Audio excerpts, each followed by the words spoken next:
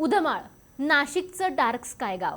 नाशिकमध्ये एक असं गाव आहे जिथे रात्री आकाशाकडे पाहिलं तर शहरासारखा काळोख नाही, तर हजारो तारे आणि आकाशगंगेचा पट्टा स्पष्ट दिसतो। हे गाव नेमकं कुठे आहे? नाशिकच्या या छोट्याशा गावाला डार्क स्काय कम्युनिटी म्हणून ओळख का मिळाली? इथे रात्रीचं आकाश इतकं खास का आहे? आणि सर्वात महत्त्वाचं म्हणजे नाशिकच्या या गावामुळे आता ॲस्ट्रो टुरिझमला नवी दिशा मिळाली आहे। नमस्कार, मी निकिता देशमुख। आपल्या नाशिकच्या या खास रिपोर्टमध्ये आज आपण जाणून घेणार आहोत नाशिकच्या उधमाळ गावात असं काय आहे जे शहरामध्ये राहणाऱ्या माणसाला जवळपास अनुभवायलाच मिळत नाही। आपलं नाशिक आपला आवाज घेऊन आलंय नाशिकच्या आकाशातल्या या अनोख्या गावाची खास गोष्ट। सगळ्यात आधी समजून घेऊया डार्क स्काय कम्युनिटी म्हणजे नेमकं काय। आपण शहरात राहतो, रात्री आकाशाकडे पाहिलं की काही मोजकेच तारे दिसतात। याचं कारण फक्त ढग किंवा हवामान नाही, तर आपल्या आजूबाजूच्या प्रकाश प्रदूषण हा त्यामागचा एक मोठा कारणीभूत घटक आहे। रस्त्यावरील दिवे, इमारतीचे दिवे, जाहिरातीचे बोर्ड आणि शहरातील सततचा कृत्रिम प्रकाश यामुळे रात्रीचं नैसर्गिक आकाश आपल्या डोळ्यांपासून अक्षरशः लपून जातं। पण नाशिकच्या उधमाळमध्ये परिस्थिती वेगळी आहे। शहरी प्रकाश प्रदूषणापासूनच दूर असलेल्या या भागात रात्रीचं आकाश तुलनेने अधिक स्पष्ट दिसतं आणि याच नैसर्गिक वैशिष्ट्यामुळे उधमाळकडे आता डार्क स्काय टुरिझमच्या दृष्टीने पाहिलं जात आहे। म्हणजे काय? तर रात्रीचं आकाश, तारे, नक्षत्र आणि आकाशगंगा हेच इथलं पर्यटनाचं आकर्षण। आणि इथली सगळ्यात भन्नाट गोष्ट म्हणजे स्वच्छ रात्रीच्या वेळी मिल्की वे म्हणजेच आपली आकाशगंगा पाहण्याची संधी मिळू शकते। शहरात आपण मोबाईलच्या कॅमेऱ्यात ताऱ्यांचा फोटो काढण्यासाठी धडपडतो, पण इथे आकाशच इतकं सुंदर आहे की मोबाईल बाजूला ठेवावासा वाटतो।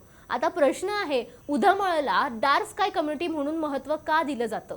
कारण हा विषय फक्त पर्यटनापुरता मर्यादित नाहीये, तर रात्रीचं नैसर्गिक आकाश जपणं, कृत्रिम प्रकाशाचा योग्य वापर करणं आणि प्रकाश प्रदूषण कमी करणं यामुळे पर्यावरणाचाही फायदा होऊ शकतो। त्याचबरोबर स्थानिक नागरिकांसाठी पर्यटकांच्या माध्यमातून रोजगाराच्या नव्या संधी निर्माण होऊ शकतात।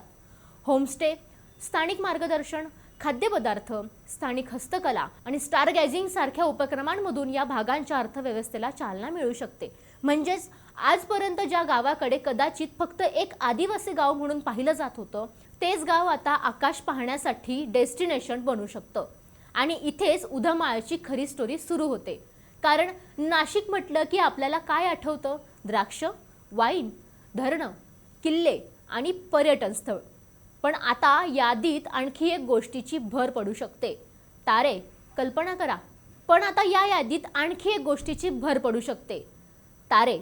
कल्पना करा, शहरापासून दूर मोबाईलचा प्रकाश नाही, जाहिरातीचे बोर्ड नाही, आजूबाजूला शांतता आणि डोक्यावर असंख्य ताऱ्यांनी भरलेले आकाश। यामुळे उधमाळ भविष्यात नाशिकच्या पर्यटन नकाशावर एक वेगळी ओळख निर्माण करू शकतं। पण यासाठी एक गोष्ट खूप महत्त्वाची आहे, डार्क स्काय म्हणजे फक्त दिवे बंद करणं नाही, रात्रीचा अनावश्यक प्रकाश कमी करणं, योग्य प्रकारचे आउटडोर लाईट्स वापरणं आणि आकाशाचं नैसर्गिक स्वरूप जपणं ही संकल्पना त्यामागे आहे। आणि म्हणूनच उधमाळची ही ओळख टिकवण्यासाठी स्थानिक नागरिक, प्रशासन आणि पर्यटन क्षेत्र या तिन्हींची भूमिका महत्त्वाची ठरणार आहे।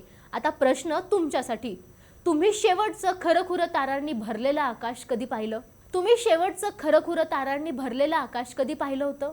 शहरात राहून आपण आकाशाकडे पाहणं जणू विसरलोय, पण नाशिकच्या उधमाळमध्ये तेच आकाश आता पर्यटनाचं कारण बनतंय। एकूणच नाशिकच्या उधमाळ गावाची ही गोष्ट फक्त एका गावाची गोष्ट नाही, तर आपण विसरत चाललेल्या रात्रीच्या नैसर्गिक सौंदर्याची गोष्ट आहे। आणि जर या गावाला योग्य पद्धतीने विकसित केलं गेलं नाही, तर भविष्यात नाशिकमध्ये लोक फक्त सूर्यास्त पाहायला नाही, तर तारे पाहायला येऊ शकतात। म्हणजे नाशिकच्या अशाच भन्नाट आणि वेगळ्या गोष्टी तुमच्यापर्यंत पोहोचवत राहू। तुम्ही बघत राहा आपला नाशिक आपला आवाज, बातम्या 24 तास।